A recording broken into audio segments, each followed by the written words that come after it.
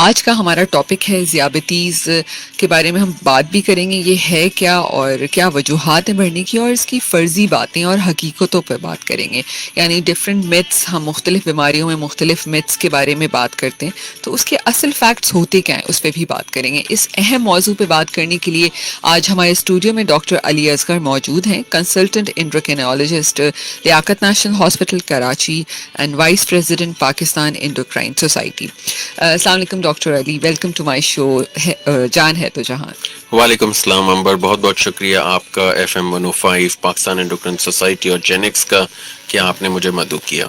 Thank you so much doctor Ali, ہمیشہ آپ اپنا قیمتی وقت نکال کے آتے ہیں. مجھے پتہ ہے آپ بہت مصروف ہوتے ہیں اور اسپیشلی نومبر کا مہینہ تو ذیابیطیز کی آگاہی میں آپ لوگ مصروف رہتے ہیں. اچھا ڈاکٹر صاحب، ہم آج فرضی باتیں اور حقیقتیں ذیابیطیز میں کیا ہوتی ہیں اس پہ بات کریں گے، لیکن اس سے پہلے میں چاہوں گی کہ آپ ہمارے سامعین کو بتائیے کہ ذیابیطیز کیا ہوتا ہے اور اس کی ایک بڑھتی ہوئی وجہ جس پہ ہم پاکستان کو بہت تیسرے نمبر پہ اب دیکھ رہے ہیں، تو کیا وجوہات ہیں اس کی؟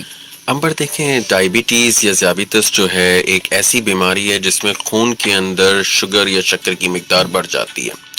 اب یہ بیماری جو ہے صدیوں سے موجود ہے. اب پاکستان دنیا میں تیسرے نمبر پر آ گیا ہے. ہمارے آگے صرف انڈیا ہے اور چائنا ہے، اور آپ کو پتہ ہے کہ انڈیا اور چائنا کی جو پاپولیشن ہے وہ 1 بلین سے زیادہ ہے، اور نمبر ہماری پاپولیشن پاکستان میں 220 ملین ہے. اس وقت انڈیا اور چائنا میں ہر 100 میں سے 11-12 لوگوں کو ڈائبٹیز ہے، لیکن پاکستان میں ہر 100 میں سے 26 لوگوں کو ڈائبٹیز ہے. اگر ہم وجوہات پہ بات کریں تو سب سے بڑی وجہ ہمارے لائف سٹائل کی تبدیلی ہے. چلنا پھرنا تقریباً نہ ہونے کے برابر ہے، کھانے پینے میں بد پرہیزی، باہر کے کھانے، میدے، تیل اور چینی والے کھانے جو ہیں، یہ ایک بہت بڑی وجہ بن رہا ہے ڈائبٹیز کی. پاکستان میں موٹاپے کی شرح بھی اس وقت 50% ہے، اور بچوں میں ایک ایسٹیمیٹ کے مطابق موٹاپے کی شرح پاکستان میں 40% ہے. ایک ایسا ملک جہاں زیادہ تر لوگ غربت کی شرح سے نیچے رہ رہے ہیں، وہاں موٹاپے کا اتنا بڑھ جانا ڈائبٹیز کو تیزی سے پھیلا رہا ہے. تو اگر آپ مجھ سے پوچھیں تو میں کہوں گا لائف سٹائل کی تبدیلی، بڑھتا ہوا موٹاپا یا بڑھتی ہوئی ڈائبٹیز میں کنورٹ ہوتا جا رہا ہے پاکستان میں. بالکل آپ نے صحیح کہا ڈاکٹر علی، اور آئی تھنک ہم اب اپنی چھوٹے چھوٹے جو زندگی کی معمولی جو دن کی اتنے مختلف کام ہوتے ہیں، ایک ہمارا یہ جو آن لائن سسٹم ہے جس کے ذریعے ہم اپنے موبائل کے ذریعے دنیا کی ہر چیز اپنے گھر پہ منگوا لیتے ہیں، تو آئی تھنک اب یہ ہاتھوں کے کمال نے ہماری صحت پہ بہت اثر انداز کر دیا ہے. اچھا ڈاکٹر علی، جب ہم ذیابیطیز کی بات کرتے ہیں تو بہت سارے مریض بہت ساری باتیں کرتے ہیں. آج تک جو اتنی شرح بڑھتی جا رہی ہے، لوگ آج تک اس مرض کو اتنا سیریس ابھی بھی نہیں لیتے، کیونکہ بہت ساری ایسے متس اور باتیں، فرضی باتیں اس وقت گھوم رہی ہیں جس کی وجہ سے لوگوں کو لگتا ہے یار یہ بہت عام سی چیز ہے.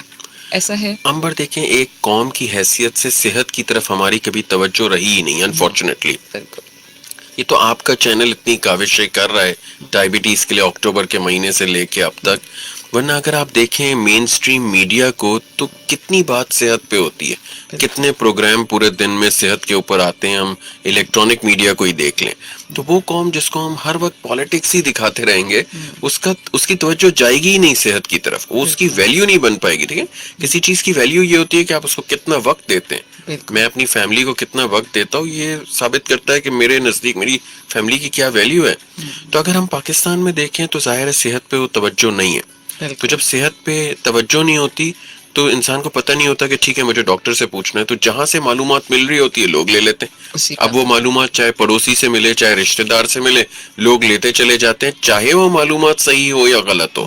اور ہمارے ملک میں آپ کو پتہ ہے کہ لوگ بہت زیادہ بلیو رکھتے ہیں. اگر آپ کوئی واٹس ایپ میسج بھی بھیج دیں اور نیچے لکھ دیں جی یہ میسج آپ 10 لوگوں کو فارورڈ کریں اور جنت میں 7 حوریں آپ کی اور ایک بنگلہ، تو لوگ اس کو 10 کو نہیں 100 لوگوں کو فارورڈ کر دیں گے کہ ایک نہیں 10 حوریں مل جائیں. تو یہ میسیجز اس طرح فارورڈ ہوتے چلے جاتے ہیں جن میں کوئی حقیقت نہیں ہوتی، اور لوگ انفارچونیٹلی مس گائیڈ ہوتے جاتے ہیں. بالکل ڈاکٹر علی، آپ نے بالکل صحیح بات کی. اچھا ڈاکٹر علی، ہم متس کی طرف آتے ہیں اور فرضی باتیں جسے ہم کہتے ہیں. اچھا ڈاکٹر علی، اگر ہم ذیابیطیز کی بات کریں تو لوگ کہتے ہیں کہ اب تو ہو گئی ہے، اب ساری زندگی یہ ہمارے ساتھ ہی رہے گی. بالکل ایسا ہی ہے یہ؟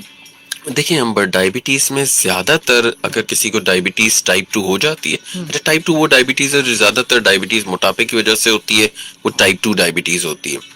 ہاں ایک بار ڈائبٹیز ہو جائے تو عمومی طور پہ ساری زندگی رہتی ہے، لیکن ہمارے بہت سارے مریض انبر ایسے ہیں جو ڈائبٹیز کو ریورس بھی کر لیتے ہیں.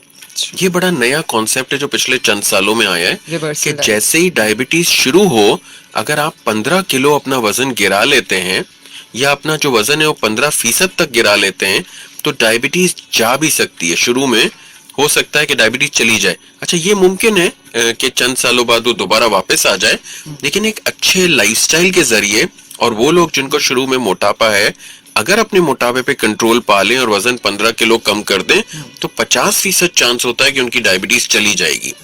تو عام طور پہ تو ڈائبٹیز جی ہاں رہتی ہے، لیکن یہ جو نیا کانسیپٹ ہے جس میں ڈائبٹیز ریورس ہوتی ہے یہ بڑا امپورٹنٹ ہے. اور میں سب کو ترغیب دیتا ہوں کہ اپنے لائف سٹائل کو بدلیں اور ویٹ کو کم کریں تاکہ اگر آپ کو ڈائبٹیز آ رہی ہے تو بھی دور ہو جائے اور اگر آ گئی ہے تو شاید چلی جائے. بالکل بالکل آپ صحیح کہہ رہے ہیں. اچھا لیکن اگر ہم جہاں موٹاپے اور وزن کم کرنے کی بات کرتے ہیں تو ہم ایک طرف یہ بھی کہتے ہیں کہ جتنے ہی موٹے لوگ ہیں ان کو ہر حال میں ہی ڈائبٹیز ہوگی. 20 گنا چانس بڑھ جاتا ہے. اگر عام لوگوں میں سے کسی ایک کو جو موٹے نہیں ہیں ان میں ایک کو ڈائبٹیز ہوگی تو موٹاپے والے کو 20 لوگوں کو ڈائبٹیز ہوگی. تو 20 گنا چانس بڑھ جاتا ہے موٹاپے سے ڈائبٹیز ہونے کا. تو اگر آپ مجھ سے پوچھیں گے تو بالکل ایسا ہی ہے. جس ملک میں 4 میں سے ایک شخص کو ڈائبٹیز ہو تو اگر کسی کا وزن زیادہ ہے تو اس کو آج نہیں تو کل، کل نہیں تو پرسوں ڈائبٹیز شاید آنی ہی ہے. ڈاکٹر علی اصغر، بہت سارے لوگ کہتے ہیں کہ نہیں جی بہت زیادہ میٹھا کھاتے تو اس لیے بھی ڈائبٹیز ہو جاتی ہے، اور پھر ساتھ ساتھ یہ بھی کہتے ہیں کہ ڈائبٹیز میں میٹھا بالکل نہیں کھانا.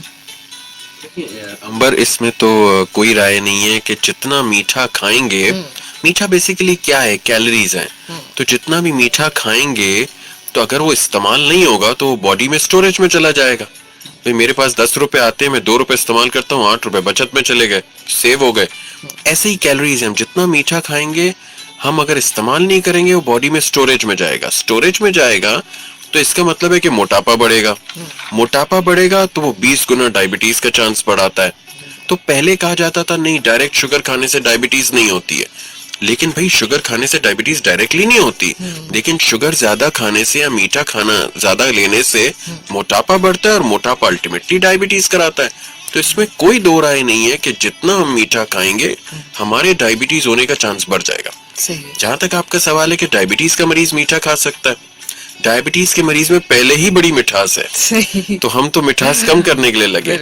ڈائبٹیز کے مریض کو ہم آرٹیفیشل میٹھا منع کرتے ہیں، جیسے چینی ہے، گڑ ہے، چاکلیٹس ہیں، کولڈ ڈرنکس ہیں، آئس کریم ہے، مٹھائیاں ہیں، جوسز ہیں، شیکس ہیں. لیکن قدرتی میٹھا منع نہیں کرتے. ہم انہیں پھلوں کی اجازت ایک متوازن انداز میں پھلوں کی ضرور اجازت دیتے ہیں، اور ہم ان کو کہتے ہیں کہ کھانے کے 3 گھنٹے کے بعد کوئی بھی ایک پھل تھوڑا سا ضرور کھائیں. میرے جتنے بھی ڈائبٹیز کے مریض ہیں امبر وہ سب آم بھی کھاتے ہیں، انار، انگور، ہم لوگ کیلا سب کھاتے ہیں. لیکن شرط یہ کہ مٹھی، اگر انسان اپنی مٹھی کو بند کر لے ٹائٹ تو جو مٹھی کا سائز ہے اتنا پھل آپ کھا سکتے ہیں کھانے کے 3 گھنٹے کے بعد. کھانے کے فوراً بعد نہیں. ہمارے ملک میں کیا ہوتا ہے، کھانا ختم ہوتا ہے پھر پھل آ جاتے ہیں. یہ بالکل غلط طریقہ ہے. میں پہلی بار مجھے یاد ہے یورپ گیا، ان کی ٹیبل پہ پھل ہوتے تھے. شام کو بیٹھ گئے اگر چائے پہ تو کوئی چپس نہیں آتے تھے، فرینچ فرائز، وہ وہی پھل کھول کے کھاتے تھے شام کے ٹائم پہ کھانے کے 3 گھنٹے کے بعد. تو ہمارے ڈائبٹیز کے مریضوں کو بھی چاہیے کہ وہ پھل ضرور کھائیں، پھلوں کے علاوہ میٹھا نہ لیں. اور جہاں تک یہ بات ہے کہ میٹھا ڈائبٹیز کرا سکتا ہے، بالکل کرا سکتا ہے، بلکہ کراتا ہے. بالکل. اور ڈاکٹر علی ہم تو شام کی چائے کے ساتھ جب تک سموسہ یا بسکٹ نہ کھا لیں تو چاہے ذیابیطس کا مریض ہو چاہے نارمل دوسرا ہو، اس کے بغیر تو ہم چائے مزے ہی نہیں آتا ہمیں. امبر یہ مزے کے سلسلے میں آپ کو بتاؤں 2017 میں ڈائبٹیز میں پاکستان 10ویں نمبر پہ تھا، اور 2017 میں ہمیں بتایا جاتا تھا کہ جی 2045 میں، جس میں ابھی بھی 23 سال رہ گئے، ہم 8ویں نمبر پہ آ جائیں گے. ہم ابھی سے تیسرے. اور 2017 کے بعد 2021 میں صرف 4 سال کے اندر ہم 10ویں سے 8ویں نمبر تو دور کی بات 10ویں سے تیسرے نمبر پہ آ گئے. یہ انہی سموسوں کی برکت ہے. بالکل صحیح کہہ رہے ہیں ڈاکٹر علی. آئی تھنک مجھے اس سے تو یہ بھی لگ رہا ہے کہ جو سارا دن ہم آفس میں صبح جب ہم آتے ہیں نا، بیچ میں 11-12 بجے کا ٹائم ہوتا ہے، تو ہر کسی کے ٹیبل پہ آپ دیکھیں بسکٹ کے پیکٹس پڑے ہوتے ہیں، سب چائے میں ڈبو کے کھا رہے ہوتے ہیں. اچھا اس میں ہم پر ہمیں چاہیے کہ اپنے لائف سٹائل کو بدلیں. ہم پہلے کسی کے گھر بھی جاتے تھے نا تو یہی بسکٹس اور جوسز، اب ہم نے اس کو بدل دیا. اب ہم پھل لیتے ہیں. یہ تھوڑے مہنگے ضرور پڑتے ہیں پھل، آپ کو پتہ ہے مہنگے ہو رہے ہیں، لیکن ایٹ لیسٹ پھل قدرتی ہیں اور وہ فائدہ مند ہیں، نقصان دہ نہیں ہیں. یہ بسکٹس ہیں, جوسز ہیں, پکوڑے ہیں, سموسے ہیں, یہ تو ٹوٹل ڈیزاسٹر ہے. اور کتنا ڈیزاسٹر ہوگا, تیسرے نمبر پہ تو ہم ویسے ہی بالکل. پاکستان اور اب ہے. ڈاکٹر علی جو آپ کہہ رہے ہیں کہ پھل تھوڑے مہنگے ہیں, وہ تو چلے ٹھیک ہے, ہم اس چکر میں مہنگے کے چکر میں جو ذیابطیس کا علاج جتنا مہنگا ہے اس کا ہمیں فکر نہیں ہوتی ہے, ہمیں یہ میٹھا کھانا ہے. اچھا ڈاکٹر علی, ہم اگر دوسرے اس پہ میتھ پہ جاتے ہیں, وہ کہتے ہیں کہ جی میرے گھر میں تو ذیابطیس کسی کو بھی نہیں ہے, ٹھیک ہے, تو مجھے ذیابطیس نہیں ہو سکتی, تو ایسا ہے؟ اگر آج سے 10 سال پہلے امبر آپ پوچھتی ہیں تو میں کہتا ہاں بھئی آپ کا چانس کم ہے. اچھا, آپ یقین نہیں کریں گی, 10 سال پہلے اگر ہمارا کوئی ٹرینی اسٹوڈنٹ اگر ڈائبٹیز کے مریض کو کلینک میں دیکھے اور فیملی ہسٹری نہیں پوچھے کہ فیملی میں ڈائبٹیز ہے نہیں ہے, تو ہم اسے ڈانٹتے تھے کہ بھئی آپ نے فیملی کا نہیں پوچھا کہ فیملی میں ڈائبٹیز ہے کہ نہیں ہے. لیکن اب فیملی میں ہم پوچھتے ہی نہیں ڈائبٹیز ہے کہ نہیں, کیونکہ پاکستان میں تو ہر 4 میں سے 1 شخص کو ڈائبٹیز ہے. صحیح بات. ہر گھرانے میں 5 سے 8 لوگ ہوتے ہیں, تو تقریباً ہر گھر میں ڈائبٹیز ہے. آپ پوچھنے کا کوئی پوائنٹ ہی نہیں ہے, کیونکہ تقریباً ہر گھر میں ڈائبٹیز ہے. اچھا, اگر نہیں بھی ہے تو چونکہ ڈائبٹیز اتنی کامن ہے پاکستان کے اندر, اور موٹاپا اتنا کامن ہے, لائف سٹائل اتنا خراب ہے, کہ اگر فیملی میں نہیں بھی ہے تو بھی ڈائبٹیز ہو سکتی ہے. تو پہلے ہم بڑا زور دیتے تھے کہ جی فیملی میں ہے ڈائبٹیز تو آپ کا چانس زیادہ ہے. بھئی اب میں سب کو بتا دوں آپ کے چینل کے توسل سے کہ کسی کی فیملی میں ڈائبٹیز نہیں ہے تو بھی ہو سکتی ہے. اور آپ حیران ہوں گی, روز ہمارے پاس مریض آتے ہیں جن کو ڈائبٹیز ہو جاتی ہے اور وہ حیرانی سے پوچھتے ڈاکٹر صاحب ہماری فیملی میں تو نہیں تھی. بھی فیملی میں نہیں تھی, لیکن آپ نے جو ورزش نہیں کی, آپ نے بد پرہیزی کی, آپ نے موٹاپے کو اختیار کیا, آپ سوتے نہیں تھے پوری دیر, آپ رات میں دیر سے سوتے تھے, صبح دیر سے اٹھتے تھے, اس سب نے مل کے ڈائبٹیز کرا دی. بالکل ڈاکٹر علی, مجھے آپ کی باتیں سن کے ہو رہا ہے, آپ کہہ رہے ہیں کہ ہر گھرانے میں ذیابطیس اس وقت موجود ہے, تو بڑی ہی الارمنگ سچویشن آ چکی ہے. کال تھی ڈسکنیکٹ ہوگی, سامعین آپ دوبارہ کال کر سکتے ہیں 021-111-000-105 کے اوپر. اور ڈاکٹر علی اصغر ہمارے ساتھ اسٹوڈیو میں موجود ہے. ڈاکٹر علی ایک کال شامل ہوتا ہے. جی کون بات کر رہے ہیں؟ طریقہ بتائیں کہ کیسے ڈائگنوز ہو سکتی ہے ذیابطیس ہے. تھوڑا سا دوبارہ بولیے گا. مجھے ہاسپٹل جائے بغیر کیسے معلوم ہو سکتا ہے کہ مجھے ٹھیک ہے جی, اوکے جی. جی بہت ہی آسان طریقہ ہے, آپ لیبارٹری چلے جائیں صرف اور جا کے اپنا بلڈ شوگر چیک کرا لیں. 8 گھنٹے کی فاسٹنگ میں آپ جائیں لیبارٹری, اپنا بلڈ شوگر ٹیسٹ کرائیں, فاسٹنگ شوگر. اگر فاسٹنگ شوگر 100 سے کم ہے آپ کو ڈائبٹیز نہیں ہے. اگر فاسٹنگ شوگر 100-125 کے بیچ میں, یہ بارڈر لائن ہے جہاں سے آپ محنت شروع کریں, لائف سٹائل کو بدلیں, اور 125 سے اوپر ہے تو آپ کو ڈائبٹیز ہے. تو عام لوگوں کے لیے جو چیک کرنا چاہتے ہیں کہ ڈائبٹیز ہے نہیں ہے, علامتیں چونکہ امبر ڈائبٹیز میں بڑی کم آتی ہیں, علامتیں تو بڑی دیر سے آتی ہیں. بالکل. تو اگر کوئی بھی شخص, اور میں آپ کو بتا دوں اس میں گائیڈ لائن یہ ہے کہ 35 سال سے اوپر کوئی بھی شخص ہو تو اس کو اپنا بلڈ شوگر کوشش کرنا چاہیے سال میں ایک بار ضرور کرا لیں. بڑا آسان ہے, صبح صبح کام پہ جاتے جاتے آپ لیبارٹری میں رکے, ایک فاسٹنگ بلڈ شوگر ٹیسٹ کرایا جو 200-250 روپے کا آرام سے ہو جاتا ہے, اور آپ چلے گئے, شام میں آپ کو رپورٹ مل جائے گی. بالکل بالکل آپ صحیح کہہ رہے ہیں. اس کے لیے ہمارے پاس وقت بھی ہو, ہم دنیا میں سارے کام کرتے ہیں لیکن اپنی صحت کے لیے وقت نہیں نکالتے. ایک کال اور لیتے ہیں. جی السلام علیکم. جی کون بات کر رہے ہیں؟ جی احمد.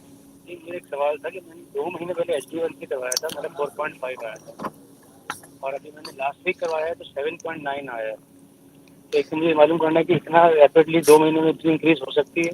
اور دوسرا سوال یہ ہے کہ میری رینڈم تو کھانے کے بعد 130-135 آ رہی ہے میڈیسنس کے ساتھ, لیکن فاسٹنگ میری 140-145 آتی ہے. مجھے یہ معلوم کرنا تھا. دیکھیں اس میں HbA1c جو ہے وہ بہت ریلائبل ٹیسٹ نہیں ہے. HbA1c کو ہمیشہ فاسٹنگ اور رینڈم کے ساتھ جوڑ کے دیکھا جاتا ہے. تو ہمارے یہاں بہت ساری لیبارٹریز جو ہے نا وہ اسٹینڈرڈائز نہیں ہے. تو HbA1c 4 تو خیر بہت ہی کم آ رہا ہے, اگر 4 پوائنٹ کچھ آ رہا ہے, مجھے نہیں لگتا کہ وہ HbA1c ان کا ٹھیک ہوگا. جو دوسرا HbA1c انہوں نے بتایا وہ ایسا لگتا ہے کہ ریئلٹی سے زیادہ قریب ہے. جہاں تک فاسٹنگ اور رینڈم کی بات ہے, بڑا اچھا انہوں نے ذکر کیا. ڈائبٹیز میں ہمیشہ فاسٹنگ اور دن بھر کی شوگر جو رینڈم ہے ان کو ملا کے کنٹرول کرنا چاہیے. اچھا کچھ لوگوں کا فاسٹنگ بڑھتا ہے, کچھ لوگوں کا رینڈم زیادہ بڑھتا ہے, تو دوائیاں اسی طرح سیٹ کی جاتی ہیں. جن کا فاسٹنگ بڑھتا ہے تو دوائیاں اس طرح ڈاکٹر سیٹ کرتا ہے کہ فاسٹنگ زیادہ بہتر ہو جائے. کچھ لوگوں کا رینڈم شوگر زیادہ بڑھتا ہے تو دوائیاں اس طرح سیٹ کی جاتی ہیں کہ رینڈم شوگر ٹھیک ہو جائے.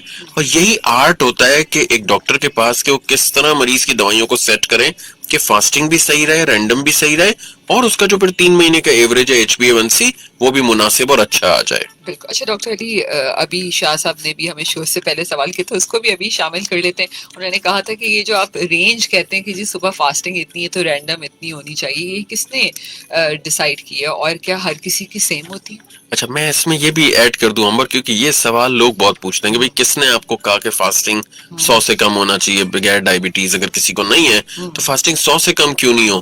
ایک زمانے میں تو 140 ہوتا تھا بھائی، ایک زمانے میں تو ہم گدھے پہ سواری کرتے تھے، گدھے گاڑی پہ، آج تو گاڑی پہ آئے ماشاءاللہ سے. یہ دنیا بدل گئی ہے. ایک زمانے میں لکڑی پہ آگ لگاتے تھے، آج ہم گیس کا چولہا جلاتے ہیں. دیکھیں فرق آ جاتا ہے. تحقیق نے ثابت کیا کہ دیکھیں 100 سے اوپر بلڈ شوگر اگر فاسٹنگ جا رہا ہے تو آپ کی آنکھوں پہ، آپ کی آنکھوں کے پردے ڈیمیج ہو رہے ہیں. تو انہوں نے دیکھا وہ لوگ جن کی شوگر 100 سے کم رہی فاسٹنگ اور وہ لوگ جن کی شوگر 100 سے اوپر رہی فاسٹنگ، تو دونوں میں فرق یہ تھا کہ پیچیدگیاں آ رہی تھی جن کی شوگر 100 سے اوپر تھی.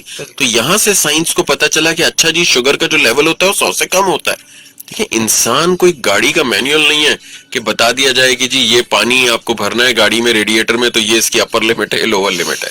انسان کو تو اللہ تعالیٰ نے بغیر مینیول کے بھیج دیا. کوئی مینیول تو نہیں بھیجا، ہاں دین کا مینیول بھیجا. صحت کا مینیول تو ہمارے پاس کوئی ہے نہیں اس وقت، ہے نا. طب نبوی ضرور موجود ہے ہمارے پاس لیکن اس پہ بہت کم کام ہوا. تو ہم نے سائنس نے یہ دیکھا کہ جی ان لیولز کے اوپر پیچیدگی آتی ہے، لہٰذا یہ لیولز ہمیں نہیں چاہیے، ہمیں کم لیول چاہیے. اور پوری دنیا میں سائنس صرف ایک ملک سے نہیں آتی، سائنس تو الگ الگ ملکوں سے آتی ہے. US سے بھی آتی ہے، یورپ سے بھی آتی ہے. تمام ملکوں کی ریسرچ نے وہی چیز دکھانا شروع کری کہ جی اتنے لیولز پہ پیچیدگی آئیں گی تو یہ لیول نہیں ہونا چاہیے، ہاں اس سے کم رکھیں گے تو پیچیدگی نہیں آتی ہے تو یہ لیول ہونا چاہیے. تو یہ کوئی ایک ایسوسیشن یا ایک اتھارٹی نے نہیں بنا دیا، یہ تو ملٹیپل ریسرچز پوری دنیا سے جب آنے لگی تو سب نے وہی بتایا کہ جی یہ نمبرز ہونے چاہیے. بالکل بالکل آپ صحیح کریں. اچھا ڈاکٹر علی، جب ہم ذیابیطیز میں دوائی کھا رہے ہوتے ہیں، بہت سارے مریض ایسا کرتے ہیں کہ جی اب کنٹرول ہو گئی، اب کنٹرول ہو گئی ہے، ان کو کیسے پتہ چلتا ہے یہ مجھے نہیں پتا کہ ان کے کنٹرول کا لیول کیا ہوتا ہے، اور وہ دوائی کو جب دل چاہتا ہے کھا لیتے ہیں، چھوڑ بھی دیتے ہیں، پھر یہ بھی کہتے ہیں ساتھ ساتھ جی ہم گھریلو ٹوٹکے بھی تو کر رہے ہیں، اس سے بھی بڑا کنٹرول رہتی ہے. اچھا دیکھیں امبر، اس میں سب سے امپورٹنٹ چیز ہے کہ اگر ڈائبٹیز ہو گئی ہے، اب آپ دوا لے رہے ہیں تو عام طور پہ تو دوائیاں چلتی رہتی ہیں. ڈائبٹیز کے علاج کے 3 پہلو ہیں. نمبر 1 دوا، نمبر 2 ورزش، نمبر 3 غذا میں پرہیز. یہ 3 وہ پہلو ہیں جو اب ساری زندگی چلیں گے. اب ظاہر ہے دوا ایک جیسی نہیں رہتی، دوا اکثر بدلتی رہتی ہے وقت کے حالات کے اور شوگرز کے حساب سے. لیکن اکثر مریض یہ کرتے ہیں کہ شروع میں موٹیویٹڈ ہوتے ہیں، جب ڈائبٹیز کنٹرول ہو جاتی ہے تو کبھی دوا چھوڑ دیتے ہیں، کبھی واک چھوڑ دیتے ہیں، کبھی پرہیز چھوڑ دیتے ہیں. یہ ہمارا ایک نیشن کے طور پہ کیئرلیس ایٹیٹیوڈ ہے جو ہم سب جانتے ہیں کہ ہمارا کیئرلیس ایٹیٹیوڈ ہے. تو ہم اپنے مریضوں کو کہتے ہیں کہ نہیں، آپ نے موٹیویٹڈ رہنا ہے، آپ نے دوا بھی ریگولر لینا ہے، پرہیز بھی کرنا ہے، واک بھی کرنا ہے تاکہ آپ کی شوگر اچھی رہے. دیکھیں آج اگر ہم دنیا میں نیکیاں کرتے ہیں تو ہمیں پتہ ہے کہ آگے ہمیں جنت میں جانا ہے. اب وہ جنت نظر بھی نہیں آ رہی لیکن ہمارا ٹارگٹ آج نہیں ہے نا، ہمارا ٹارگٹ تو آگے ہے. ڈائبٹیز کے مریض کا ٹارگٹ بھی صرف وہ دن یا وہ ہفتہ یا وہ مہینہ نہیں ہے. ڈائبٹیز کے مریض کا ٹارگٹ تو آنے والے زندگی کے سال ہے، زندگی کی اگلی عمر ہے، عمر کا اگلا حصہ ہے جب اس کو پیچیدگیاں آ سکتی ہے. لیکن اگر آج وہ ڈائبٹیز اچھی رکھے گا تو عمر کے اگلے حصے میں وہ پیچیدگیوں سے بچ جائے گا. اور جو گھریلو ٹوٹکے وہ کرتے، ٹوٹکے تو پاکستان میں اتنے، میں امبر پچھلے شو میں بھی آپ کے بتایا تھا کہ اگر آج میں میسج نکال دوں کہ جی یہ جو دیوار کے سائیڈوں پہ مٹی ہوتی ہے اس کو چاٹنے سے ڈائبٹیز ٹھیک ہوتی ہے، تو میں ابھی شو سے اسپتال نہیں پہنچوں گا اور آپ یقین کریں لوگ یہ شروع کرتے ہیں. یہ حقیقت ہے، ہمارے لوگ ٹوٹکے جیسے ہی آتے ہیں واٹس ایپ پہ فوراً اس پہ عمل شروع کر دیتے ہیں. ایسا نہیں ہے آج مجھے کوئی بولے کہ بھائی 5 لاکھ روپے یہاں پہ لگاؤ، کل آپ کو 10 لاکھ روپے ملیں گے، کیا میں لگا دوں گا؟ بالکل بھی نہیں. میں اپنے قیمتی چیزوں کے معاملے میں انسان مشورہ کرتا ہے اپنے ٹرسٹڈ لوگوں سے. میں جب گھر لے رہا تھا تو میں نے اپنے ٹرسٹڈ لوگوں سے مشورہ کیا کہ یہ گھر لینا ہے کہ نہیں لینا ہے. ہر قیمتی چیز میں ہر ایک سے مشورہ نہیں لیتے ہیں. تو ٹوٹکے لوگ اکثر کرتے ہیں، ہمیں بھی بتاتے ہیں، ہم لوگوں کو کہتے ہیں ٹھیک ہے آپ کو غذا میں ٹوٹکا لینا چاہ رہے ہیں لے لیں، لیکن یہ تو دیکھ لیں کہ اس میں میٹھا نہیں ہو. اب ایسا ٹوٹکا جس میں چینی بھی ملائی ہوئی ہے وہ تو ڈائبٹیز ٹھیک نہیں کر سکتا. ہاں ایسا کوئی ٹوٹکا ہے جس میں غذا سے ٹوٹکا کیا جا رہا ہے جس میں میٹھا نہیں ہے تو بالکل نہیں، لیکن دواؤں کو بھی جاری رکھیں. آپ دعا بھی پڑھ رہے ہیں تو بھی دواؤں کو جاری رکھیں, دعا بھی کریں, دوا بھی کریں. ٹوٹکے کرنا چاہتے ہیں, یہ دیکھ لیں کہ ٹوٹکے میں مٹھاس تو نہیں ہے کہیں, اور ٹوٹکا آپ کو کوئی نقصان نہیں کرتے. بس بالکل آپ صحیح کہہ رہے ہیں, دوا کے ساتھ دوا دونوں چلیں گی. ٹھیک ہے, ٹوٹکے کریں لیکن میٹھا نہ ہو. چلی ہم فرضی باتوں کے اوپر جب بات کرتے ہیں تو اچھا, بہت سارے لوگ کہتے ہیں کہ جی شوگر کے مریض کو بڑا گوشت یا بیف نہیں کھانا چاہیے, ایسا بھی ہے؟ دیکھیں, شوگر کے مریض کو بڑا گوشت ہم یوں کہتے ہیں کہ مت کھائیں یا کم سے کم لیں, کیونکہ اس میں چکنائی بہت ہوتی ہے. ٹھیک ہے. اچھا, ڈائبٹیز کے 80% مریضوں میں کولیسٹرول بھی بڑھ جاتا ہے. بالکل. اسی طرح ڈائبٹیز کے 80% مریضوں میں بلڈ پریشر بھی بڑھتا ہے. تو جو گائے کا گوشت ہے وہ ریڈ میٹ ہوتا ہے, اس میں کولیسٹرول بہت ہوتا ہے, تو وہ الٹیمیٹلی ڈائبٹیز کے مریض کو نقصان کرتا ہے. تو ہم مریضوں کو کہتے ہیں کہ گائے کا گوشت اوائڈ کر لیں, بکرے کا گوشت کھا لیں, چکن اچھی ہے وہ لیں, فش بہت اچھی ہے وہ لیں, اور یہ ساری چیزوں کو کم تیل میں پکائیں. تو یہ بات درست ہے کہ ڈائبٹیز کے مریض کو گائے کا گوشت کم سے کم یا تو نہ لیں تو بہتر ہے. ٹھیک ہے. اچھا ڈاکٹر علی, ویسے تو ابھی رمضان کافی دور ہے, لیکن جیسے ہی ذیابتی رمضان آنے لگتا ہے تو جو اسپیشلی ذیابطیس کے مریض ہوتے ہیں وہ اس بات کا فائدہ اٹھاتے ہیں کہ نہیں جی ہمیں یہ ہے تو ہم روزہ نہیں رکھیں گے. نہیں, ڈائبٹیز کے مریض میں آپ کو بتا دوں امبر, اب تو پوری گائیڈ لائنز ہے. ایک زمانہ ہوتا تھا کہ ہم لوگ کو فیصلہ کرنا ہوتا تھا کہ مریض کو روزے کی اجازت دیں نہ دیں, اور دیں تو کس طرح دیں. اب تو 2016 کے بعد سے تو باقاعدہ گائیڈ لائنز آ گئی ہیں کہ فلاں مریض رکھ سکتے ہیں, یہ مریض نہیں رکھ سکتے. اور اگر میں آپ کو اوور آل بتاؤں تو اس وقت 85% ڈائبٹیز کے مریض مسلم امہ میں روزہ رکھتے ہیں. اس کا مطلب ہے کہ اگر میرے پاس 100 مریض آ رہے ہیں تو تقریباً 85 ایسے مریض ہوں گے جن کو میں اجازت دے رہا ہوں گا, اور شاید 15 ایسے ہوں گے جن کو اجازت نہیں ملے گی. تو ذیابیطس کے مریض عام طور پہ زیادہ تر مریضوں کو اجازت مل جاتی ہے روزہ رکھنے کی, لیکن کچھ کو نہیں بھی ملتی ہے. اچھا, جیسے ہی رمضان قریب آئے گا انشاءاللہ اس پہ ضرور پروگرام کریں گے تاکہ معلومات لوگوں تک پہنچے. بالکل کریں گے. جی ایک کال لیتے ہیں ڈاکٹر علی. جی السلام علیکم. میں یوسف بات کر رہا ہوں. اس سے اقبال سے ہی کیا کہا آپ نے کہ گائے کا گوشت نہیں کھانا چاہیے؟ جی بالکل. آپ کو ذیابطیس ہے؟ نہیں کچھ بھی نہیں ہے. اچھا چلیں ٹھیک ہے, کے لیے پوچھ رہا ہوں. پھر آپ نے پوری بات نہیں سنی, ابھی دوبارہ بتا دیتے ہیں. دیکھیں, گوشت 2 قسم کے ہوتے ہیں, ایک ریڈ میٹ ہوتا ہے, ایک وائٹ میٹ ہوتا ہے. تو ریڈ میٹ ہے جس میں گائے کا گوشت آ جاتا ہے, اس میں چربی بہت زیادہ ہوتی ہے. تو کوشش کرنا چاہیے, ڈائبٹیز کے مریضوں کو نہیں لینا چاہیے کہ ڈائبٹیز کے مریضوں میں چربی ہونے یا کولیسٹرول بڑھنے کا چانس ویسے ہی بہت زیادہ ہے. تو ڈائبٹیز کے مریض اگر گوشت لینا چاہتے ہیں تو بہتر ہے کہ بکرے کا گوشت لے لیں, اور اس سے بھی بہتر ہے کہ مرغی یا مچھلی کا گوشت کھائیں. عام لوگ اگر گائے کا گوشت کھانا چاہتے ہیں تو بالکل کھا سکتے ہیں, لیکن گائے کا گوشت ظاہر ہے 15 دن میں ایک بار لے لیں, اس سے زیادہ نہیں کھانا چاہیے. اور ویسے ہی ڈاکٹر علی میں تو یہ کہوں گی کہ چاہے ذیابطیس کا مریض ہو چاہے ہم نارمل انسان ہو, ہمیں ہر چیز اعتدال میں ہی کھانی چاہیے. آپ حیران ہوں گی امبر کے جو ڈائبٹیز کے مریض کو اکثر ہم ڈائٹ بتاتے ہیں نا, تو اس کو کہتے بھی ہیں کہ یہ آپ کو اس لیے بتا رہے ہیں کیونکہ اب آپ کو ڈائبٹیز ہو گئی, ورنہ یہ وہ ڈائٹ ہے ڈائبٹیز کی جو سب کو لینی چاہیے. لیکن چونکہ وہ مریض بن کے کلینک میں آ جاتے ہیں ہم اسے بتا دیتے ہیں, باقی لوگ بچ جاتے ہیں. بالکل آپ بالکل صحیح کہہ رہے ہیں, کیونکہ اس میں یہ والی بھی میتھس بھی ہیں کہ جی ہمارے تو اسپیشل فوڈ ہے, ہماری اسپیشل ڈائٹس ہیں ذیابطیس کے لیے. ایسا نہیں ہے, بالکل نہیں ہے. ایک زمانہ تھا جب ڈائبٹیز کے مریض کو جب ڈائبٹیز ہوتی تھی نا تو اس کا کھانا بالکل الگ کر دیا جاتا تھا. اب ایسا نہیں ہے. اب تو کہتے ہیں کہ پوری فیملی, ایک شخص کو اگر گھر میں ڈائبٹیز ہو گئی ہے اور وہ اپنی ڈائٹ کو صحیح کر رہا ہے, ڈسپلن کر رہا ہے, اعتدال لا رہا ہے, تو باقی گھر والے بھی اسی کی ڈائٹ پہ آ جائیں تاکہ وہ آئندہ ڈائبٹیز سے بچے رہیں. تو بجائے یہ کہ ڈائبٹیز سے مریض سے کھانا الگ کریں, اب سبھی کو چاہیے کہ اپنے کھانے کو بہتر کر لیں تاکہ جو باقی لوگ جن کو ڈائبٹیز نہیں ہوئی ہے وہ بھی ڈائبٹیز سے بچتے چلے جائیں. اور یہاں تو گھروں میں الٹا حساب ہوتا ہے, کسی ایک کو ڈائبٹیز ہے تو پورا گھر بیٹھ کے میٹھا کھا رہا ہوتا ہے, وہ بیچارہ بندہ ان کو صرف دیکھ رہا ہوتا ہے. پھر وہ وقت دور نہیں ہوتا جب سارے جو ہوتے ہیں اس کی طرح پھر دیکھ رہے ہوتے ہیں. ایک کال لیتے. جی السلام علیکم. ہیلو. ہاں کراچی سے ابراہیم بول رہا ہوں. جی ابراہیم صاحب, یہ جو فاسٹنگ لیول کا کوئی ڈاکٹر 8 گھنٹے بولتا ہے, کوئی 12 بولتا ہے, اگر 15 گھنٹے ہو جائے تو کیا وہ ریزلٹ صحیح آتا ہے یا نہیں؟ جیسے گھنٹے اگر بڑھتے جائے 8 گھنٹے سے زیادہ, ٹھیک ہے, تو وہ ریزلٹ صحیح ہوتا ہے یا نہیں؟ اوکے, کوئی 8 بولتا ہے, کوئی 12 بولتا ہے. ٹھیک ہے. 15 گھنٹے تک کی فاسٹنگ ہو ٹھیک ہے, تو شوگر کیا فاسٹنگ صحیح نہیں آتی پھر؟ ٹھیک ہے. دیکھیں, اس میں شوگر کے لیے بڑا واضح ہے کہ شوگر کے لیے 8 اور 12 گھنٹے کے بیچ میں شوگر چیک کیا جائے. یعنی 8 گھنٹے سے پہلے آپ چیک نہ کریں فاسٹنگ, اور 12 گھنٹے کے بعد بھی چیک نہ کریں, کیونکہ پچھلی رات والی جو دوا کا اثر ہوتا ہے وہ پر ختم ہو جاتا ہے. تو 8 گھنٹے سے پہلے چیک کریں گے تو بھی بڑھا ہوا آئے گا, 12 घंटे के बाद करेंगे तो फिर वो शुगर बढ़ने की तरफ जा सकता है क्योंकि दवा का असर खत्म हो जाएगा पिछली रात का। तो फास्टिंग शुगर के लिए 8 और 12 घंटे के बीच में कभी भी चेक करा लें। कोलेस्ट्रॉल का जहां तक मामला है वो 10 से 14 घंटे के बीच में कराया जा सकता है। सही। अच्छा डॉक्टर अली, अगर आपकी शुगर बॉर्डर लाइन है या प्री डायबिटिक है तो उसमें लोग कहते हैं कि नहीं जी सिर्फ आप अपने लाइफस्टाइल से सही कर लें, अद्वियात की ज़रूरत नहीं है। बिल्कुल ऐसा ही है अंबर। उमूमी तौर पे प्री डायबिटीज या बॉर्डर लाइन डायबिटीज में हम कोशिश करते हैं कि वर्जिश और ग़िज़ा की तरकीब दें, लेकिन अगर किसी को मोटापा है तो उसमें दवा का इस्तेमाल किया जा सकता है जो मोटापे को कम करने में भी मदद दे और शुगर से दूर हटने में मदद दे।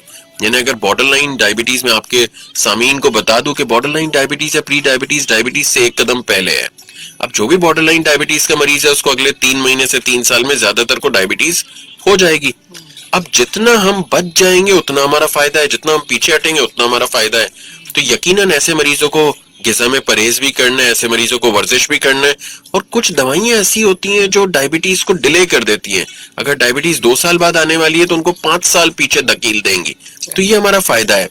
तो कुछ ऐसे बॉर्डर लाइन मरीज जिनको मोटापा हो उनको दवा कारआमद रहती है, लेकिन जरूरी नहीं है कि हम दवा दें। अगर वो मोटिवेटेड है और ग़िज़ा और वर्जिश से ही कंट्रोल करना चाहते हैं और पीछे हटना चाहते हैं तो हम उनका साथ पूरा देते हैं। बिल्कुल बिल्कुल सही। अच्छा डॉक्टर, अगर हम बात करें वो ख़वातीन जिनको डायबिटीज़ है लेकिन वो कहती है कि जी अब हम हामला खातून मतलब हामला नहीं हो सकते, कंसीव नहीं कर सकते, तो इज़ इट ट्रू कि डायबिटीज़ में हम नहीं माँ बच्चा जन्म दे सकती? नहीं, बिल्कुल ये बात दुरुस्त नहीं है। जितनी भी खवातीन जिनको डायबिटीज है वो तमाम खवातीन हमल से गुजर सकती हैं और माँ बन सकती हैं, लेकिन उसका तरीका ये है कि हमल से पहले कोशिश करके अपनी शुगर को अच्छे से अच्छा रखें ताकि जब आप हमल में दाखिल हों तो आपकी शुगर्स अच्छी हों। जब आप हमल से गुजरें तो आप कंट्रोल डायबिटीज रख के गुजरें ताकि बच्चे में कोई नुक्स ना आए।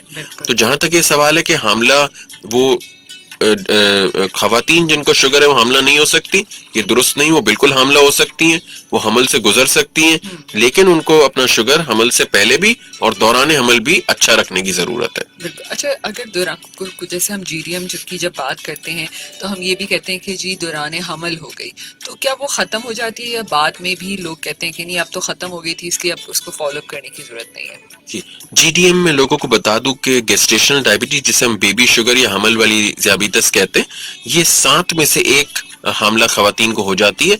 पाकिस्तान में तहकीक के मुताबिक ये भी बताया गया कि 4 में से 1 हामला खवातीन को कुछ इलाकों में हो जाती है।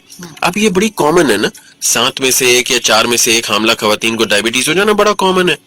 आमतौर पे हमल में रहती है और जब हमल खत्म होता है तो ये 95% 95% केसेस में खत्म हो जाती है, लेकिन 5% ये खवातीन को टाइप 2 डायबिटीज हो जाती है।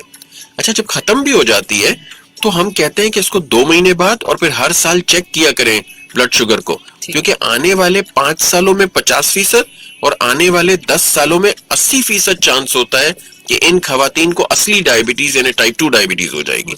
इसीलिए बड़ा जरूरी है कि हमल खत्म होने के बाद ये खवातीन परहेज रखें, वॉक करें, अपने डॉक्टर से राब्ते में रहें और कोशिश करें कि अपने वजन को कंट्रोल करें ताकि ये असल डायबिटीज से बाद में बच सकें। बिल्कुल। एक कॉल लेते हैं जी। अस्सलाम वालेकुम। वालेकुम सलाम। बाजी, मैं डॉक्टर साहब से पूछना चाहता हूँ कि मेरा एज जो है वो 14 है और मेरा पूरा जिस्म जो है वो कांप रहा है। इसकी वजह से मैं पूरा भरकर गिलास या चाय की कप नहीं उठा सकता हूँ, वो गिरता है। इसके कुछ डॉक्टर ने मुझे मशवरा दे तो देते हुए। ठीक है जी। देखिए, ये जो आप बता रहे हैं कि पूरा जिस्म कांपता है और उम्र सिर्फ 14 साल बताई इन्होंने जी, इनको चाहिए कि अपने डॉक्टर से अपने मौलिद से मिलें, क्योंकि तो बहुत सारी वजूहात हो सकती हैं कमजोरी की, बहुत सारी वजूहात होती है हाथों के हिलने की। कभी कभी हाथ इसलिए भी हिलते हैं क्योंकि पट्टे कमजोर होते हैं, उसकी अपनी बड़ी वजूहात है जिसमें विटामिन की कमी है, थायराइड हार्मोन की ज्यादती है, शुगर का होना है, गुर्दा जिगर का कमजोर होना है और पेशतर और बीमारियां भी है। तो जब मौलिद इनसे मिलेगा तो इनसे कुछ सवालात पूछेगा, इनका मुआयना करेगा, अकॉर्डिंगली वो कुछ टेस्ट लिखेगा और इनको इलाज तजवीज कर देगा। बिल्कुल। अच्छा, वैसे तो ये सवाल हम मतलब डिस्कस कर चुके हैं, एक दफ़ा और कह लेते हैं कि हम अगर फल जैसे हम ज़ियाबतीस का मेरे का फल खा सकता है तो जूस क्यों नहीं पी सकता? بالکل. دیکھیں وہی بات ہے کہ انگور کھا سکتے ہیں لیکن انگور کی شراب نہیں پی جا سکتی. یہ سوال جو ہے بالکل تو صحیح دیکھیں بات ہے. کچھ چیزیں اللہ تعالیٰ نے ایسی بنائی ہیں جس کو جس طرح اس نے بنایا ہے اس طرح لے لینے میں زیادہ فائدہ ہے, کیونکہ اس نے جو بنایا ہے اس کی حکمت وہ بہتر جانتا ہے. کچھ چیزیں سائنس نے سمجھنے کی کوشش کری کہ جب ہم پھل کھاتے ہیں تو ہم فائبر کے ساتھ کھاتے ہیں, جب ہم جوس بناتے ہیں تو سارا فائبر جو ہے وہ کٹ جاتا ہے, سارا فائبر کرش ہو جاتا ہے.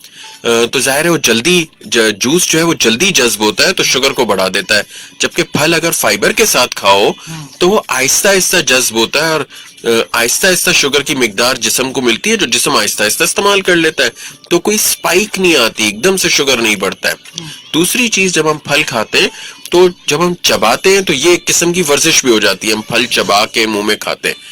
تیسری چیز جب ہم پھل کھاتے ہیں تو ہم جب منہ میں اس کو چباتے ہیں تو اللہ کا نظام دیکھیں, توحید کو ماننے کے لیے خدا کے ایک جسم بنائے ہوئے جسم کو ہی دیکھ لیں تو کافی ہے, کائنات تو بہت بڑی چیز ہے انبر. تو جب ہم پھلوں کو چباتے ہیں تو ہمارے منہ سے ہمارے معدے میں سگنل جاتا ہے کہ جی اس کوالٹی کا اس ٹیکسچر کا پھل آ رہا ہے, اس کے لیے انزائمز بنائے جائیں اس کو ڈیزالو کرنے کے لیے, اس کو گلانے کے لیے. جب ہم جوس پیتے ہیں تو ہم چباتے تو کچھ بھی نہیں ہے, تو ڈائریکٹ وہ میدے میں جاتا ہے تو میدا انپریپیئرڈ ہوتا ہے کہ جی کیا چیز آ گئی ہے, اب اس کو کیسے حل کرنا ہے. لیکن ہم جب چبا کے کھاتے ہیں تو منہ سے نیچے سگنل جاتا ہے میدے کو کہ جی فلاں انزائمز بنائیں, فلاں چیز آ رہی ہے اس وقت. تو یہ ہاضمے کے لیے بھی بڑا اچھا ہے کہ ہم پھل کھائیں. تو پھل ضرور کھائیں, فریش جوسز کو اوائڈ کریں. اگر ہمارے لیے جوسز اچھے ہوتے ہیں انبر تو اللہ تعالیٰ کے لیے جو چھلکے میں پھل بنا سکتا ہے ٹیٹرا پیک میں جوس نکال دیتا, اس کے لیے تو کوئی مشکل نہیں تھا, ساتھ میں ایک اسٹرا بھی لگا دیتا, لیکن شاید وہ ہمارے لیے فائدہ مند نہیں تھا. بالکل ڈاکٹر علی, آپ نے اتنے خوبصورت طریقے سے بتایا, میں سمجھوں گی کہ جو لوگ پھل نہیں بھی آپ کھاتے تو وہ کھانا شروع کر دیں گے. So true. اچھا ڈاکٹر صاحب, میں انسولین کی طرف بھی آنا چاہتی ہوں. ایک بڑا خوف ہے لوگوں کے اندر کہ جی اب تو انسولین لگے گی, دس از دا آخری اسٹیج, اب کچھ نہیں ہو سکتا. ہاں یہ مت بہت پرانی ہے انبر کہ انسولین پہ بس آ گئے تو بس اب ختم. یہ اب آہستہ آہستہ اللہ کا شکر ہے کہ لوگ سمجھتے جا رہے ہیں کہ نہیں ایسا نہیں ہے. انسولین در حقیقت ہر شخص میں موجود ہے, آپ میں, میرے میں, ہر ایک میں. ڈائبٹیز کے مریض میں جیسے جیسے ڈائبٹیز کو آگے سال آگے بڑھتے ہیں لبلبا کمزور ہوتا جاتا ہے اور اندر جو انسولین کی پروڈکشن ہے وہ کم ہوتی جاتی ہے. تو ایک وقت آتا ہے ڈائبٹیز ٹائپ 2 میں کہ جی دوائیاں کام نہیں کرتی, پھر انسولین باہر سے لینا پڑتا ہے, کیونکہ آپ جتنی بھی دوا دے دیں لبلبا اتنا سکڑ چکا ہوتا ہے کہ انسولین بناتا ہی نہیں ہے. تو اب آپ کو باہر سے انسولین لینی ہوتی ہے. بہت ہی سیف علاج ہے چونکہ یہ قدرتی چیز ہے انسولین, تو ظاہر ہے وہ آپ کو اب آپ باہر سے لے لیں گے تو اس پہ کوئی حرج نہیں ہے. یہ اس کا ایک بہت ہی بہتر علاج ہے. ڈاکٹر علی پہلے ایک کال شامل کرتے ہیں, پھر اگلے سوال پہ جاتے ہیں. جی السلام علیکم. جی وان صاحب, مجھے پتہ کرنا تھا کہ جو انسولین لگا رہے ہیں اور اس سے پہلے وہ ٹیبلٹ استعمال کرتے تھے, تو کیا ایسا ہو سکتا ہے کہ کبھی انسولین اگر موجود نہ ہو یا ہو تو وہ ٹیبلٹ بھی دے سکتا ہے؟ ٹھیک ہے جی, بہت شکریہ, تھینک یو. نہیں, عمومی طور پہ بالکل بھی ایسا نہیں کرنا چاہیے, اور اگر آپ انسولین لیتے ہیں تو کوشش کریں کہ اس ٹائم پہ انسولین ہی لیں. اگر موجود نہیں ہے تو کوشش کریں کہ بازار سے پہلے خرید لیں, لیکن یہ طریقہ درست نہیں ہے کہ کبھی آپ انسولین چھوڑ کے دوا اس جگہ پہ لے لیں. بالکل. اچھا ڈاکٹر علی, انسولین کے بارے میں ایک اور بھی خوف ہے لوگوں کو کہ وہ بیسیکلی انجیکشن کے تھرو لگائی جاتی ہے, اور لوگ سمجھتے ہیں کہ نہیں جی بہت ہی تکلیف دہ ہوگی جیسے ایک نارمل انجیکشن لگتا ہے, تو اس کے بارے میں بتائیے گا. دیکھیں انسولین جو اب لگتا ہے نمبر, پہلے تو میں نے آپ کو بتایا کہ بالکل سیف ہے. وسیم اکرم کو دیکھ لیں, 27-28 سالوں سے انسولین لگا رہے ہیں, 56-57 سال کے, ماشاءاللہ اب بھی بالکل جوان لگتے ہیں, 35 سال کے لگتے ہیں نا. تو لوگوں کو ڈرنا نہیں چاہیے انسولین سے. دوسری چیز, جو انسولین لگانے کی جو نیڈلز آتی ہیں, سوئی آتی ہیں, وہ انتہائی پتلی ہوتی ہیں. دنیا کی فائنسٹ یا پتلی ترین نیڈلز میں سے یہ نیڈلز ہوتی ہیں, اور چونکہ انسولین پیٹ پہ لگائی جاتی ہے اور پیٹ پہ نسوں کا جال بہت مضبوط نہیں ہوتا, تو پیٹ پہ اگر کوئی سوئی چبھے بھی تو وہ اتنی محسوس نہیں ہوتی. جب انسان بلڈ شوگر چیک کرتا ہے نمبر تو انگلی پہ چیک کرتا ہے. اچھا انگلیاں ہوتی ہیں بڑی سینسیٹیو, ظاہر ہے یہاں سے انسان ساری چیزوں کو گوچ کرتا ہے, تو جب ہم شوگر چیک کرتے ہیں تو کتنا درد ہوتا ہے, لیکن جب پیٹ پہ انسولین لگاتے ہیں تو یہ آدھا درد ہوتا ہے انگلی پہ شوگر چیک کرنے کے مقابلے میں. تو انسولین کی نیڈلز بڑی پتلی آتی ہیں, چونکہ انسولین پیٹ پہ لگتی ہے وہاں پہ بہت زیادہ محسوس نہیں ہوتا, اور چند دن تو انسان محسوس کرتا ہے, پھر مریض کو عادت ہو جاتی ہے. بالکل. ایک اور کال لیتے ہیں. جی السلام علیکم. السلام علیکم. جی وعلیکم السلام, کون بات کر رہے ہیں؟ بیٹا میں آپ سے معلومات, میں حیدرآباد سے حسین بات کر رہا ہوں. آپ سے پہلے ہی معلومات کی تھی. میری شوگر جو ہے, میں ڈاکٹر کو دکھایا ہے, رپورٹیں وغیرہ دی ہیں. میری شوگر جو ہے جب رات کو سوتا ہوں نا تو 130-135 ہوتی ہے, صبح اٹھتا ہوں وہ ہوتی ہے 100 پہ. تقریباً یہ مجھے 5-6 سال ہو گئے ہیں, تو آگے پیچھے نہیں ہوتی, اس کے لیے میں کچھ کر سکتا ہوں یا نہیں؟ میں آپ نے آگے پیچھے اگر آپ ڈائبٹیز کے مریض ہیں اور آپ کا سونے سے پہلے 130 اور صبح 100 ہے شوگر, تو یہ تو بالکل ٹھیک آ رہا ہے. تو آپ جو دوائیاں لے رہے ہیں وہ جاری رکھیں, اور جب بھی اپنے ڈاکٹر سے ملیں تو ان سے مزید ڈسکس کریں. بالکل آگے پیچھے کرنے کی کوئی ضرورت نہیں. بالکل ایسا ہی ہے. اچھا ڈاکٹر علی, ہم جب انسولین کی بات کرتے ہیں تو بہت سارے لوگ یہ بھی کہتے ہیں کہ انسولین لینے سے ایک تو ہماری شوگر لو بھی ہو جاتی ہے, اور پھر اس کے بعد ہمیں بہت سارا میٹھا کھانا پڑتا ہے, اور پھر اس سے ہمارا وزن بھی بڑھ جاتا ہے. دیکھیں, جب بھی انسولین لیا جائے گا, پہلے میں بتا دوں کہ صرف انسولین سے نمبر لو نہیں ہوتا, دوائیاں بھی ایسی ہیں جو لو کر سکتی ہیں. اب کنٹرول ہوگا تو لو ہوگا نا, اگر 300 پہ ہی رہے گا شوگر تو لو بھی نہیں ہوگا. ظاہر ہے جب کوئی بھی چیز جب شوگر کنٹرول کر لے گی, نارمل پہ لائے گی, تو نارمل سے لو ہونے کا چانس ہمیشہ موجود رہتا ہے. لیکن اس کے طریقے ہوتے ہیں. ہم عام طور پہ انسولین کم ڈوز سے شروع کرتے اور آہستہ آہستہ ڈوزز کو بڑھاتے جاتے ہیں. اسی طرح اگر کوئی انسولین لے رہا ہو یا ایسی دوائیاں لے رہا ہو جو لو کر سکتی ہیں, تو ہم مریض کو کہتے ہیں کہ آپ نے 3 ٹائم کھانا کھانا ہے, اور ہر کھانے کے 2.5 سے 3 گھنٹے بعد کچھ نہ کچھ سنیک لینا ہے. یہ سنیک کیا ہوتا ہے؟ چھوٹا سا پھل ہو سکتا ہے, یا 1-2 گندم کے بسکٹ, یا دودھ, یا دہی, یا چھولے, یا چنے, یا ڈرائی فروٹ, کوئی بھی ایک چیز. تو ہم مریض کو کہتے ہیں کہ آپ تینوں ٹائم کھانا کھائیے, اور ہر کھانے کے 2.5-3 گھنٹے بعد ایک چھوٹا سنیک لے لیں. اس سے کیا ہوتا ہے کہ مریض کا شوگر جو ہے وہ لو نہیں ہوتا. تو ہماری اسٹریٹجی ہوتی ہے کہ کم ڈوز سے شروع کریں, آہستہ آہستہ ڈوز کو بڑھائیں. مریض 3 میلز اور 3 سنیکس لیں, وقت پہ اپنے کھانے لیں. ڈاکٹر کو جب انسولین شروع ہوتا ہے تو پہلے چند ہفتے ذرا ڈوز کو سیٹ کرنا پڑتا ہے, وہ اپنے ڈاکٹر سے رابطے میں رہیں. تو عام طور پہ یہ لو کا مسئلہ نہیں ہوتا. لیکن آپ کی بات درست ہے کہ جب بھی لو ہوگا اور مریض کچھ کھائے گا تو اس سے موٹاپا تو بڑھے گا. اچھا, انسولین کے بارے میں ایک یہ بھی میت ہے, میں امبر آپ سے پوچھے بغیر میں ہی بتاتا چلوں کہ جی انسولین وزن بڑھا دیتی ہے. اچھا, یہ آدھا سچ ہے, پورا سچ نہیں ہے. چونکہ جب انسولین شروع کرتے ہیں نا تو مریض کی ڈائبٹیز بڑی خراب ہوتی ہے. اس ٹائم جب انسولین شروع ہوتی ہے, خراب ڈائبٹیز وزن کو کم کر چکی ہوتی ہے 4, 5, 10 کلو. تو جب ہم انسولین شروع کرتے ہیں تو جیسے ہی اس کی شوگر اچھی ہوتی ہے, وہ جو گرا ہوا وزن ہوتا ہے وہ واپس آنا شروع ہو جاتا ہے. تو انسولین جب بھی شروع کرتے ہیں چند کلو ضرور بڑھ سکتا ہے, لیکن ایسا نہیں ہے کہ انسولین لیں گے تو جی وزن بڑھتا ہی چلا جائے گا. وہ کن لوگوں میں ہوتا ہے جو انسولین لیتے بھی ہیں اور پرہیز بھی نہیں کرتے. اب آپ وسیم اکرم کو دیکھ لیں, وسیم اکرم انسولین لیتا ہے لیکن وہ پرہیز کرتے ہو. اپنے یوٹیوب لیکچرز میں وہ بتاتے ہیں کہ میں کہیں چلا جاؤں تو وہاں کھانا نہیں کھا لیتا بیٹھ کے, کھانا اپنا لے کر جاتا ہوں. یعنی وہ اتنی پرہیز کر سکتے ہیں کہ اپنا کھانا رکھتے ہیں, کہیں جاتے بھی ہیں تو اپنا اسپیشل کھانا آرڈر کر دیتے کہ میں یہ کھاؤں گا. وہ قورمے اور پلاؤ اور بریانیاں نہیں کھا لیتے. تو اگر وہ اس سٹیج پہ پہنچ کے انسولین کے ساتھ پرہیز کرتے ہیں تو اسی لیے کرتے ہیں تاکہ وزن نہیں بڑھ جائے. تو یہ جو ہمیں کہا جاتا ہے کہ انسولین کے ساتھ وزن بڑھے گا, یہ یوں درست نہیں ہے کہ انسولین کے ساتھ شروع میں چند کلو بڑھ سکتا ہے, لیکن اس کے بعد ضروری نہیں ہے کہ بڑھتا رہے. ٹھیک ہے, ایک اور کال لیتے ہیں. جی السلام علیکم. وعلیکم, خالد محمود بات کر رہا ہوں. جی خالد صاحب. میڈم, ڈاکٹر صاحب سے یہ پوچھنا تھا کہ زیتون کے تیل استعمال کرنے سے شوگر اور کولیسٹرول سے بچا جا سکتا ہے؟ جی ٹھیک ہے, جی بہت شکریہ آپ کی کال کا. جی ڈاکٹر صاحب. تیل میں چکنائی ہوتی ہے امبر, اور کوئی بھی تیل آپ کو کسی چیز سے بچا نہیں سکتا. زیتون کے تیل کے بارے میں آج کی بات نہیں ہے, 7-8 سال سے, جب سے ہمیں کیا کھل کے بتا دوں کہ زیتون کا تیل پاکستان میں امپورٹ ہوتا ہے تو اس کو بیچنا بھی ہے. تو بیچنے کا آسان طریقہ یہی ہوتا ہے کہ آپ کہہ دیں گے جی اس میں فلاں فلاں فلاں علاج ہے, واٹس ایپ پہ میسج سرکولیٹ کر دیں. دیکھیں, یہ بہت پرانی بات نکلی تھی کہ جی 2 چمچ زیتون کا تیل صبح لیں, 2 چمچ رات لیں تو جی ڈائبٹیز آپ کی ٹھیک ہو جائے گی. ہمارے سینکڑوں مریضوں نے امبر زیتون کے تیل کی بوتلیں لے لے کے پی لی, لیکن ڈائبٹیز ٹس سے مس نہ ہوئی. دیکھیں, زیتون میں شفا ہے. روز ڈائبٹیز کے مریض 5, 6, 7 دانے زیتون کے ضرور کھائیں. لیکن جہاں تک زیتون کے تیل کی بات ہے, اس میں بھی بہت چیزوں کی شفا ہے, لیکن ڈائبٹیز کے لیے اسپیسیفکلی نہیں ہے. ہاں, زیتون کا تیل عام تیل کے مقابلے میں بہتر ہے ہارٹ کے لحاظ سے. تو اب اگر آپ کھانا پکا رہے ہیں اور وہ بھی تیز آنچ پہ زیتون کا تیل رکھیں گے تو وہ ایک عام پام آئل بن جائے گا. زیتون کا تیل جو ہوتا ہے وہ ہلکی آنچ پہ یا اوپر سے استعمال کریں. اس میں شوگر کا کوئی علاج نہیں ہے, لیکن صحت کے حوالے سے باقی تیل کے مقابلے میں وہ بہتر ہے. وہ بھی جب بہتر ہے جب آپ نے اس کی ڈیپ کوکنگ نہیں کی ہے, ڈیپ ہیٹنگ نہیں کی. اگر ڈیپ ہیٹنگ کی ہے تو وہ بھی خراب ہو گیا. بالکل. اچھا, ایک اور مت ہے ڈاکٹر علی کہ ذیابیطیز کا مریض خون کا عطیہ نہیں دے سکتے. یہ بہت بڑا پرابلم ہے ہمارے ڈائبٹیز کے مریضوں کو. ہم کہتے ہیں خون کا عطیہ دیں, اکثر وہ بلڈ بینک جاتے ہیں امبر تو وہ منع کرتے ہیں کہ نہیں آپ کو ڈائبٹیز ہے, آپ خون مت دیں. دیکھیں, ڈائبٹیز کے تمام مریض چاہے وہ دواؤں پہ ہو چاہے وہ انسولین پہ ہو, خون کا عطیہ دے سکتے ہیں.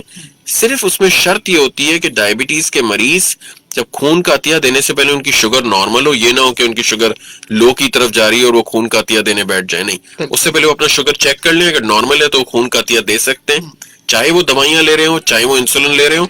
दूसरा, उनकी शुगर कंट्रोल्ड हो, अगर जाहिर है उनकी शुगर उस वक्त 200-300 आ रही है तो बेहतर है कि वो अतिया ना दें, क्योंकि बीच में कोई प्रॉब्लम नहीं हो उनको। तो अगर उनका शुगर नॉर्मल है, कंट्रोल्ड है, लो भी नहीं हो रहा है, तो बिल्कुल अतिया दे सकते हैं। ठीक है जी, एक कॉल लेते हैं जी। अस्सलाम वालेकुम। वालेकुम सलाम, जुबैदा अदीब नॉर्थ नाज़ाबाद से। जी माशाल्लाह बहुत अच्छा प्रोग्राम है। अंबर, अस्सलाम वालेकुम डॉक्टर साहब। वालेकुम अस्सलाम जुबैदा। जी, इट्स अ नाइस शो। आपने बहुत अच्छी मालूमात दी हैं डॉक्टर साहब। डॉक्टर साहब, मेरा सवाल ये है कि अभी तो 3-4 महीने बाद आएगा जामन, तो लोग शुगर के लिए दवाई तो ले रहे हैं, इलाज तो कर रहे हैं, लेकिन बेतहाशा जामन भी खा रहे हैं। वो रिलेट करते हैं कि इससे इसका शुगर का इलाज अच्छा हो सकता है, इवन बीज भी नहीं छोड़ते। तो क्या ये सही है? प्लीज जरा बताएं। बहुत शुक्रिया, thank you so much. Zubaida, किसी भी अच्छी चीज की ज्यादती भी अच्छी नहीं है। मैं पूरा दिन घर बैठे बैठे नमाज पढ़ता रहूं और कोई काम नहीं करूं और अपने घर वालों को खाना पीना मुहैया नहीं करूं तो मैंने यकीनन जन्नत में नहीं जाना। जामुन जो है वो शुगर को बढ़ाता नहीं है, मददगार रहता है, शुगर बढ़ाने में कोई किरदार इतना अदा नहीं करता। तो जामुन बिल्कुल खाएं, 5-6 जामुन खा लें, 7 जामुन खा लें, उसकी गिल्टी खाना चाहते हुए जरूर खा लें। डायबिटीज को बढ़ाएगा नहीं जामुन, फायदा दे सकता है कुछ हद तक, लेकिन इसका ये मतलब नहीं है कि अनलिमिटेड जामुन खा लिए जाएं, जैसे हमारे लोग आपने सही कहा करते हैं, और वो बिल्कुल सही नहीं करते। किसी भी चीज की ज्यादती भी अच्छी नहीं है, ये हमें समझना होगा। बिल्कुल। अच्छा डॉक्टर अली, एक और मिथ है कि अगर आपको डायबिटीज हो गई है तो जो कॉम्प्लिकेशंस या पेचीदगियां हैं तो वो हर हाल में होंगी, अभी नहीं तो देर से होंगी। नहीं अंबर, हम इस बात पे यकीन नहीं रखते। हमारा मानना है कि जो शख्स मेहनत करेगा अल्लाह ताला उसको जरूर फल देता है, वो आदिल है। तो डायबिटीज का मरीज अगर शुरू से मेहनत करे, अपनी डायबिटीज को अच्छा रखे, तो बिल्कुल पेचीदगियों से बच सकता है। होता क्या है कि डायबिटीज के मरीज सालों अपनी डायबिटीज खराब रखते हैं, फिर जब पेचीदगियां आने लगती हैं तो बिल्कुल इलाज शुरू कर देते हैं। भाई अब तो चिड़िया चुग गई खेत, अब मेरा मोबाइल अगर पानी की बाल्टी में अभी गिर जाए अंबर और मैं फौरन उठा लूं तो शायद ठीक है, 5 मिनट बाद में उठाऊंगा, उठाना मुझे वही है, लेकिन जब तक नुकसान हो चुका है। तो डायबिटीज के मरीज शुरू में जो साल जाए करते हैं उसकी वजह से आगे उन्हें पेचीदगियां भुगतनी पड़ती हैं। मैं सबको कहूंगा भाई आज मेहनत करो, ताकि उम्र के अगले हिस्से में जब बुढ़ापा हो, ये भी नहीं पता कि कौन कितना साथ देगा उस उम्र में, कम से कम आपके पुर्जे आपका साथ जरूर दें। बिल्कुल आपने सही कहा, आपका पुर्जे आपका साथ है। So true. अच्छा डॉक्टर अली, बहुत सारे लोग कहते हैं कि जी शुगर की जो टैबलेट्स हैं वो खा खा के उससे गुर्दे भी खराब हो जाते हैं। हमारे मुल्क में अंबर, मैं कभी कभी सोचता हूँ कि हमारे मुल्क में इतना झूठ है और इतनी तेजी से झूठ फैलता है कि आप सच का एक जुमला बोलते हैं और झूठ के 100 आ जाते हैं। अच्छा, ये बिल्कुल झूठ और गलत बात है कि दवाइयां जो है गुर्दे खराब करती हैं। होता क्या है हमारे यहाँ, मैं आपको ये पूरा आज बताता हूँ ना ताकि लोगों को पता चले। होता ये है कि लोग डायबिटीज का इलाज तो करते नहीं है, जब 10, 12, 15 साल के बाद गुर्दे खराब होने लगते हैं, जब इलाज शुरू करते हैं, और वो दवाइयां जो कभी ली कभी नहीं ली, सारा इल्जाम बजाय अपने ऊपर डालने के कि हमने शुगर कंट्रोल नहीं की इसलिए गुर्दा खराब हुआ, वो सारा इल्जाम दवाओं पे डाल देते कि इन्होंने गुर्दा खराब किया। नहीं, दवाओं ने गुर्दा खराब नहीं किया, जो डायबिटीज हम खराब रख के बैठे होते हैं वो गुर्दा खराब करती हैं। दवाइयां गुर्दा खराब नहीं करती, डायबिटीज कंट्रोल करती हैं। हाँ, जब एक बार गुर्दा खराब हो जाए तो फिर कुछ दवाइयां नहीं दी जा सकती क्योंकि वो फिल्टर गुर्दे से होती हैं, लेकिन जो गुर्दे खराब होते हैं वो खराब डायबिटीज से होते हैं, न कि किसी दवा से। बिल्कुल, thank you so much doctor Ali. अभी भी बहुत सारी बातें हैं, मैसेजेस हैं, लेकिन टाइम खत्म हो चुका है। आखिर में कोई सामीन के लिए कोई पैगाम देना चाहेंगे ज़ियाबतीस के दिन के हवाले से भी? बहुत शुक्रिया अंबर, वाकई पता नहीं चला कि कब 1 घंटा निकल गया और मैं अभी घड़ी देख रहा था जब आपने कहा टाइम खत्म हो गया। मैं सबको यही पैगाम दूंगा कि देखें, बहुत सारे बातें मुआशरे में सर्कुलेट करती हैं जिनकी हकीकत कोई नहीं होती। ये बड़ा अनफॉर्चुनेट है हमारे मुआशरे में। कोशिश करें कि मुस्तनद सोर्सेस से, ऑथेंटिक सोर्सेस से डायबिटीज की मालूमात लें। पाकिस्तान एंडोक्रिन सोसाइटी की वेबसाइट पे भी मालूमात हैं, बाकी डायबिटीज एसोसिएशंस की वेबसाइट से भी हैं, हमारे फेसबुक पे और आपके फेसबुक पेज और यूट्यूब पेज पे भी मालूमात मौजूद है। कोशिश करें ऑथेंटिक जगह से सही मालूमात लें, क्योंकि जिस्म के पुर्जे बाजार में फिर दोबारा नहीं मिलते। इंसान अपनी चीजों को भी खराब नहीं करता, तो प्लीज अपने पुर्जों को खराब ना करें। ऑथेंटिक मुस्तनद सोर्सेज से मालूमात लें, अपने मालिज के मशवरे पे अमल करें और अपनी डायबिटीज को अच्छा रखें। पेचीदगियों से बचें और मजे से जिंदगी गुजारें। बिल्कुल, thank you so much doctor Ali, कैसा लगा शो पे आके? बहुत शुक्रिया, बहुत शुक्रिया। पे कुछ कहेंगे रेडियो? मैं FM 105 का तहे दिल से मशकूर हूँ। जितने रिसेप्टिव आप लोग हैं मेडिकल नॉलेज को, सेहत को फैलाने में, मेरी तो दुआ है कि हर FM चैनल और हर TV चैनल इसी ज़ील और इसी एफर्ट और इसी नियत के साथ आगे बढ़कर इन मालूमात को लोगों तक पहुंचाए, क्योंकि हमारे लोग कभी कभी मुझे अफसोस होता है कि उनको मालूमात नहीं मिल पाती।